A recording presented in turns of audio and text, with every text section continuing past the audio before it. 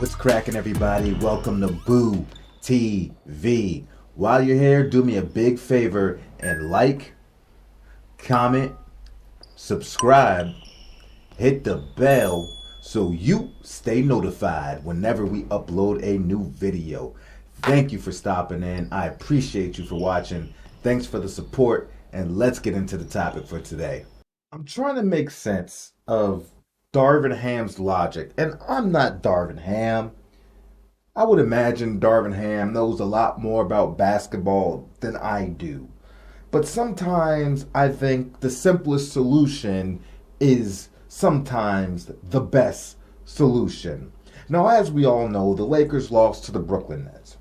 Anthony Davis and LeBron James did not play. And as we know, earlier in the year, they moved Russell Westbrook to the bench so that he could run the second unit, stagger his time without LeBron James better, and make him feel more like Russell Westbrook that we all know and that we all have come to love, or for some, come to hate. Now, logic tells me that if more so LeBron James, not so much Anthony Davis, if LeBron James was not on this team, if LeBron James was not on this team, Russell Westbrook would be starting. And I would like to add that even though Russ is coming off the bench, that has less to do with his better performance and has more to do with the fact that they've been using LeBron and Westbrook dynamic differently when they do share the floor more. Now LeBron is coming more off ball, looking to score more, catching on cuts, catching lobs, and the ball is in Russ's hand more, and turning LeBron into the shooter or the slasher instead of trying to turn Russell Westbrook into a three-point shooter. That has more to do with Russ's improved gameplay than him actually coming off the bench. So for me, coming off the bench isn't even absolutely necessary. Anyway, that's beside the fact. If LeBron James and Anthony Davis does not play, why, I'm over here shaking my desk, good Lord, why the hell is Russell Westbrook not starting? You would rather throw out a starting lineup of Hachimura, Brown Jr., Bryant, Beverley, and Schroder instead of getting the guy out that can run the offense, that can find open players, that can bring energy, that can grab rebounds. You might get some turnovers, but he's going to give you a lot of rebounds, a lot of assists, a lot of effort, and now he's playing tenacious defense. He's not always going to have he's had quite a few low turnover games this season, let's be honest. Right? But you'd rather start those two, Schroder and Beverley, than getting Westbrook out there and getting the team off to a fast start, because they need that with their lack of playmakers, especially when LeBron James and Anthony Davis are not playing. Why not try to get off to as good of a start as you can? And that's not even the worst of it. Okay, so you still decide to keep Russ coming off the bench when LeBron and AD are out, especially.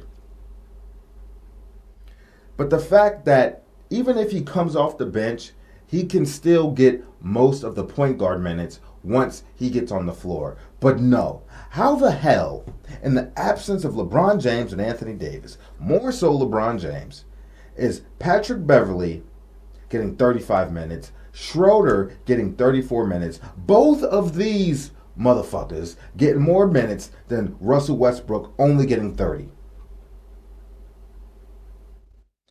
Can somebody explain this to me? You would rather have Patrick Beverley and Schroder both playing point guard / shooting guard. They're both more or less playing point guard at the same time, playing more minutes than Russell Westbrook.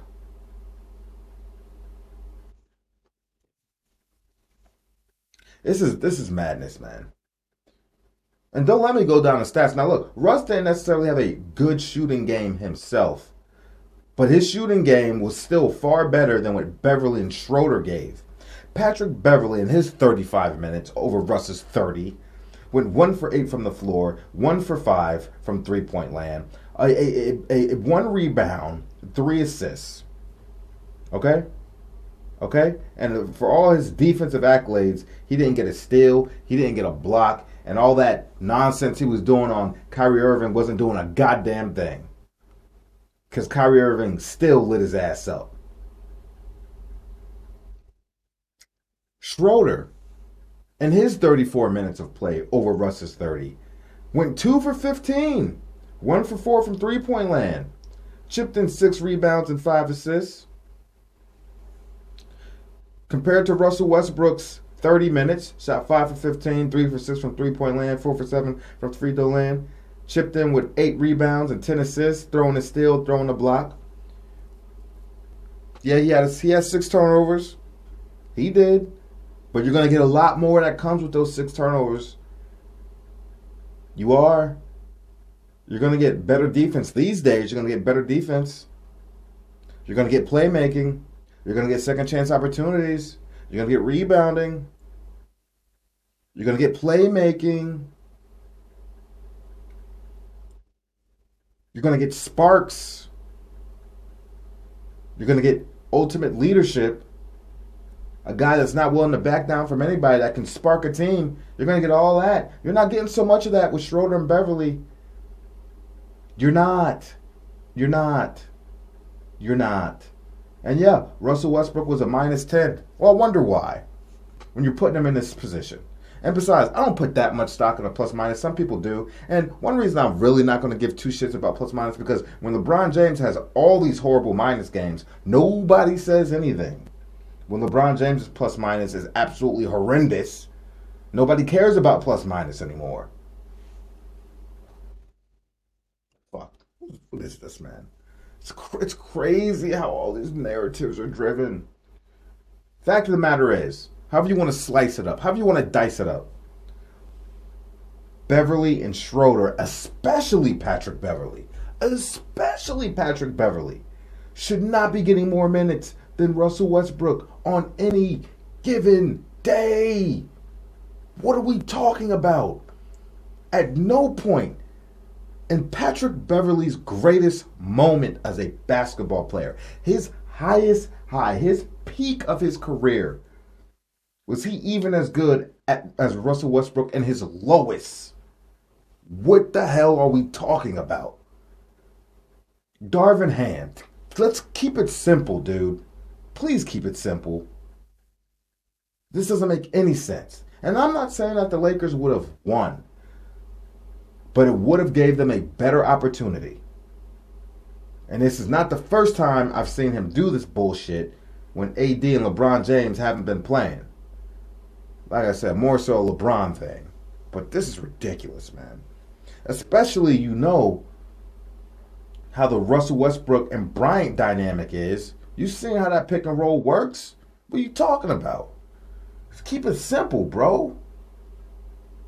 Let me know what you guys think about it. Like, comment, subscribe. I wonder, maybe I'm crazy. Maybe I'm crazy. Maybe. But let me know what you think about it. Like, comment, subscribe, hit the bell, and I'll catch you guys on the next one. We out, baby.